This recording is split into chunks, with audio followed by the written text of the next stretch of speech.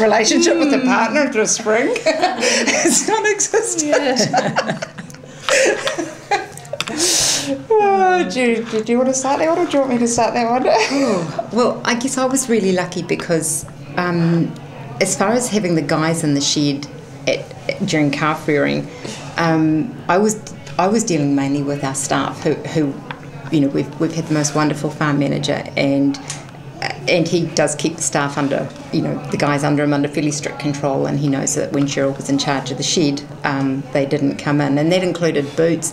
It also included other people that were arriving on the farm. I didn't want people transversing through the shed, didn't want them bringing bugs in, and we did have from time to time calves that were bought in off neighbours, because we reared bull calves as well, and there were pretty strict regulations as to, you know, where they'd been or what had happened to them as well.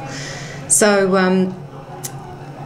I mean, I guess I was pretty lucky. I didn't have to deal with a husband in the shed so much, and he was really good at lifting calves for me when I needed lifting, lifting meal bags for me when I needed lifting, and that was one thing I really was very careful of. I took care of myself as far as lifting and any heavy objects within the calf shed. Really, really important for the girls to take care of their backs and their bodies. Yeah. In our situation, I tend to like to be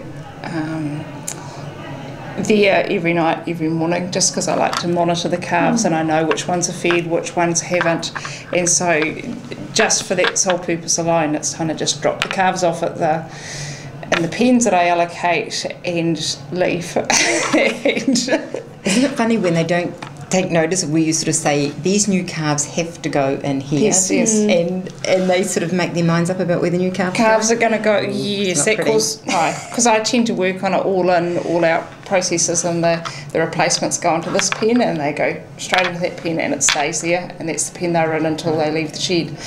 And the bobby calves are the same, they go straight to a different pen in a way. So yes, it is my domain. And the only time I let them in there is really when something's really annoying me in the setup in the shed, and then I'll let them help me feed to show them how annoying it is, and then it gets fixed. But that's about it. As in, yeah, somebody just has to be the person that knows what the calves are up to. That's true. Yes. And I think it's important to have the same person there all the time. Yep. Just the monitoring. Constant.